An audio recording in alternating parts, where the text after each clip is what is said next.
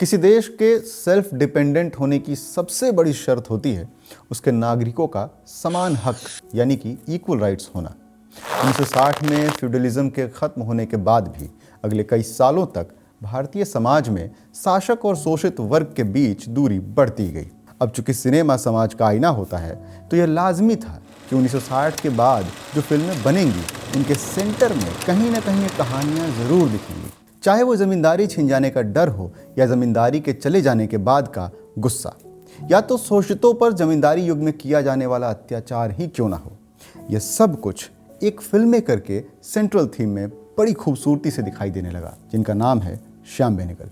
तो आज देख तमाशा दुनिया का के इस एपिसोड में हम फिल्म मेकर श्याम बेनेगल की फिल्म निशांत और अंकुर को डीकंस्ट्रक्ट करेंगे और अलग अलग सेगमेंट्स के थ्रू देखेंगे कि ऐसी कौन सी बातें हैं जो उन्हें बाकी फिल्म मेकर से अलग करती हैं। पहला है स्टोरी।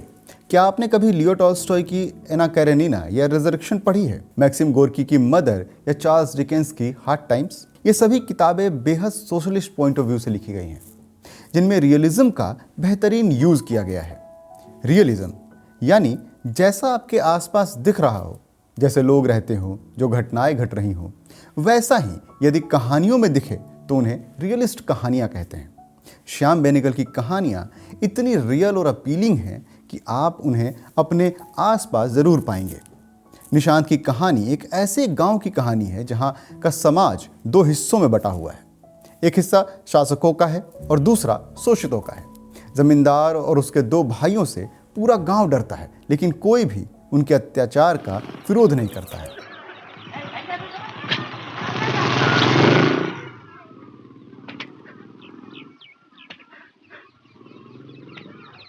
गांव के बीच मंदिर है जिस पर पूरे गांव की आस्था है। इंसान जब डरा होता है और उसे विरोध का रास्ता नहीं सूझता, तब वो आस्तिक होना चुनता है। आस्तिकता उसके भय को कम करती है और जीवन में एक उम्मीद भी लेकर आती है। लेकिन उम्मीद के सहारे आप बस जी सकते हैं जैसे जानवर जीते हैं, अगली भूख तक खाना मिलने की उम्मीद में। स्कूल का मास्टर गांव में अपने परिवार के साथ रहने आता है, जिसकी पत्नी का जमींदार के भाई अपहरण कर लेते हैं। लेकिन इस बार मास्टर आवाज उठाता है, न सिर्फ खुद के लिए बल्कि पूरे गांव को आवाज उठाने के लिए हिम्मत देता है। बेनेगल यहां मास्टर के द्वारा शिक्षा को सिंबलाइज कर रहे हैं। एक रूढ़िवादी और टूटे समाज में शिक्षा कितना कुछ बदल सकता है, ये सिंबलिज्म के थ्रू श्याम बेनेगल ने बखूबी दिखाया है। दूसरा है सिनेमेटोग्राफी।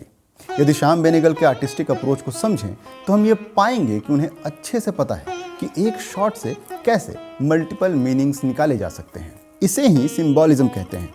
श्याम बेनेगल की फिल्मों में लाइफ की मीनिंगफुल रिप्रेजेंटेशन है। इमैनुअल कांट ने कहा था, you live in the world of your representation. Shyam Benegal अपनी फिल्म निशांत की शुरुआत से ही विजुअल इमोशन और पोइट्री के छोटे छोटे चंक्स डालने शुरू कर देते हैं। फिल्म की शुरुआत में मंदिर के पुजारी को मंदिर में खड़ा दिखाया जाता है। स्क्रीन पर मंदिर के 3 पिलर नजर आते हैं और चौथे पिलर के तौर पर श्याम बेनेगल ने पुजारी को दिखाया है, जो गांव में धर्म की ध्वजा को थामे खड़ा है। उन्होंने इस फिल्म में 2 अलग अलग दुनिया दिखाई है। एक दुनिया जहां नसीर और स्मिता हैं, जो कि पति पत्नी होते हुए भी एक फ्रेम में कम दिखते हैं, जबकि दूसरी दुनिया जहां गिरीश कर्नाड और शबाना आजमी अलग होने तक एक ही फ्रेम में दिखाई देते हैं। कैमरा पर कैरेक्टर की प्लेसमेंट और कैमरा के एस्थेटिक्स को श्याम बेनेगल ने बहुत खूबसूरती से दिखाया है। फिल्म की शुरुआत में जहां गांव वाले मंदिर के बाहर खड़े होकर अंदर की ओर देखते हैं, वहीं फिल्म के अंत में गांव के सभी बच्चे मंदिर में बैठे हुए बाहर की ओर उम्मीद से ताकते दिखाई देते हैं। श्याम बेनेगल इससे नए ज़माने की उम्मीद दिखाना चाहते हैं। नए बच्चे जो गांव के भविष्य होने वाले हैं, उन्हें एक सीमित हद से बाहर देखने की आज़ादी को बेनेगल पर्दे पर बखूबी पेश करते दिखते हैं। तीसरा है editing. The flow of Shyam Benegal's film totally depends on the editing style. Rough और जंप कट न देकर स्मूथ कट देने से फिल्म में एक पेस बना रहता है। फिल्म के नैरेटिव का टेम्पो और रिदम बिल्कुल एक समान चलता है, जिससे विजुअल एक्सपीरियंस शानदार होता है। आप कहानी से जुड़ते हैं और उसके साथ साथ ही चलते हैं। इस नैरेटिव कंसिस्टेंसी को बेहतर करने के लिए उन्होंने स्मूथ कट, डिसॉल्व और वाइब्स का ज़्यादातर यूज़ किया है। स्मूथ कट, डिसॉल्व और वाइब्स ये सब अलग अलग एडिटिंग टेक्निक्स होती हैं जिनके थ्रू एक सीन से दूसरे सीन में ट्रांजिट किया जाता है, या फिर इसको यूँ कहें कि एक सीन को दूसरे सीन से जोड़ा जाता है। क्योंकि फिल्में एक साथ शूट नहीं होती हैं, उन्हें चंक्स में अलग अलग शूट करके फिर जोड़ा जाता है और तब जाकर पूरी फिल्म बनती है। चौथा है म्यूजिक। श्याम बेनेगल ने अपने पुराने इंटरव्यू में कहा था कि भारतीय सिनेमा में म्यूजिक या सॉन्ग्स थिएटर से आए हैं। किसी भी थिएटर प्ले में उसके कमेंट्री को बेहतरीन बनाने के लिए म्यूजिक का यूज किया जाता रहा है। बेनेगल अपनी फिल्मों में म्यूजिक का लिमिटेड यूज करते हैं। अंकुर फिल्म में पहला म्यूजिकल पीस 38वें मिनट में शबाना आजमी और अनंतनाग के सीन में यूज किया गया है।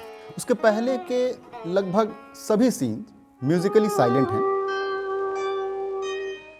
उनके फिल्मों में गाने भी बहुत अधिक नहीं हैं, लेकिन ये कहीं से भी उनके म्यूजिकल सेंस के एब्सेंट होने का इंडिकेटर नहीं है। श्याम बेनेगल सत्यजीत रे से बहुत प्रभावित थे, इसलिए उनके काम में रे के तौर तरीके भी दिखाई देते हैं। रे ने कहा था कि जहां ज़रूरत ना हो वहां म्यूजिक के इस्तेमाल से बचना चाहिए। म्यूजिक किसी भी सीन को सपोर्ट करने के लिए होना चाहिए, न कि उसे ओवर पावर करने के लिए। फादर ऑफ पैरेलल सिनेमा कहे जाने वाले श्याम बेनेगल को ये टाइटल कभी पसंद नहीं आया। उन्होंने हमेशा से इस वे ऑफ थॉट को नकारा ही है।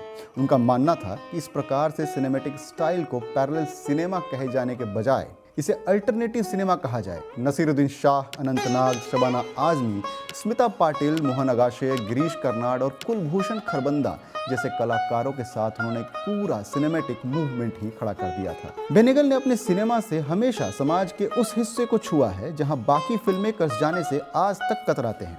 आज हमने उनके आर्टिस्टिक अप्रोच को अलग अलग फिल्मों से देखा, चाहे वो अंकुर हो, भूमिका हो या फिर निशांत। अगले एपिसोड में डीकंस्ट्रक्ट करेंगे फिर किसी फिल्म मेकर की फिल्मों को और समझेंगे उनके आर्टिस्टिक अप्रोच को। Bye bye.